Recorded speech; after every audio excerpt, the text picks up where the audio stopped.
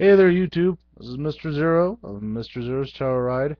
Mr. Zero's Terror Ride. I'm trying not to slur too much. I just got up not too long ago because I stayed up way too late. I'm tired. So, this is a movie review for the movie I just saw last night, which was Mama. Mama. Um, Boy, I'm really bad at movie reviews when I see it because I don't know. I don't want to like spoil anything. So, how do I start? Start with a summary. So, once upon a time, that's exactly how the movie starts. It says once upon a time, indicating that this is a fairy tale. Now, this movie was at first a short film that really hits the point. It's one of those short films that's like, look, this is what we can do. Would you like to see more? And Guillermo del Toro, the guy who made Pan's Labyrinth. He saw it and decided to produce it into a full-length film, and that's the story of how the movie came about. They made it, and they did very excellent casting.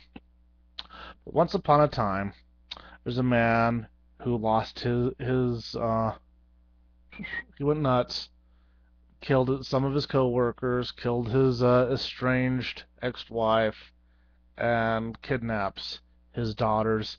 He ends up lost in the woods in a cabin, and wrestling with the demons inside him, he decides that he wants to shoot his adorable um, daughter in the back of the head. And when he's about to do that, a force in the woods took action and saved the little girls. And that force continued to take care of these little girls for about 5 years. The brother of this crazy guy, fast forward 5 years, has been looking for these two girls for 5 years. It has financially bankrupted him, and he's just so adamant about getting his nieces back that he goes to all lengths. And oh, of course, they find the little girls, and as the story says, they brought something back with them.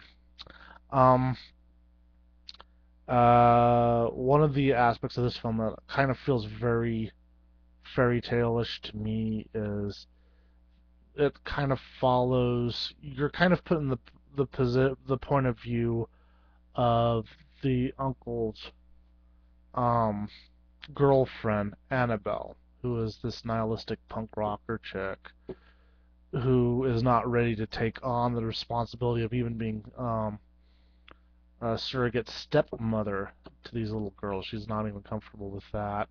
Which there's a bit of comedy coming out about how like she has to take care of these girls and she really is not good at it. Um, but if you make the story about her, the section of the story that's about her is very much like the idea behind so many fairy tales of a young girl becoming a woman. That kind of idea.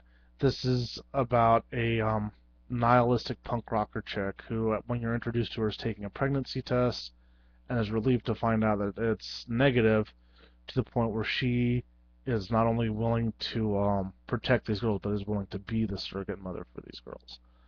And that story I really like. I really like the character of Annabelle, which is kind of it's something I can relate to because she's a punk rocker and she's very nihilistic and all that, and doesn't want.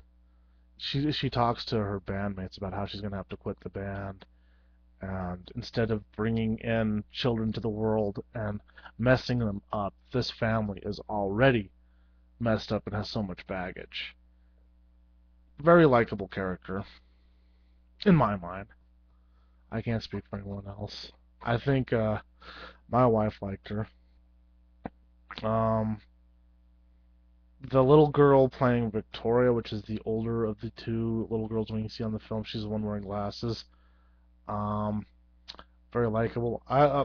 The little girl they got to play Lily, which is the younger one, she has got such a good look for being creepy. She has so many scenes where she is just crawling around and being creepy. Brilliantly cast in that way.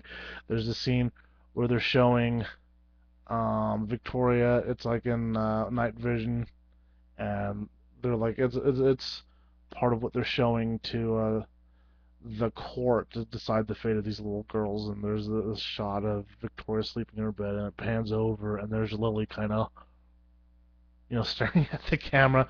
Her eyes are glowing because it's night vision, and it's just that's such a good picture. Um, what more can be said? I mean, if you've seen any of the trailers, you've seen the mama creature. That's what is reeling people in, I'm sure, is because it's so creepy looking. And throughout the movie, yeah, it's creepy. There's a lot of like just it's a distorted form. This monster is a distorted form. Um, the idea from it is reminiscent of the story of the Wailing Woman. Um, the story, this I don't know if it was from Spain originally or if it's just from Mexico, but I mean, if you go to Mexico and you talk about the Wailing Woman, they all know the story, um, which is about. There's different versions of it, but essentially it's beautiful woman drowns some children, drowns herself, and now she's out looking for more children. And it's one of those types of stories where it's like, you behave or she'll come get you. And this is kind of reminiscent of that. Um, and it's ooh, there's some scenes that just really pull this like distorted looking creature that moves in weird ways. They really use that, the same thing that they were using in The Ring, and they use it in The Grudge. That whole idea of something that doesn't move like a person moves, that creeps people out. They use that to full effect in this movie. My one problem with it is that it's the majority of it is CGI, and it kind of, when you see it in full view, because it's not one of those horror movies where they don't show the monster.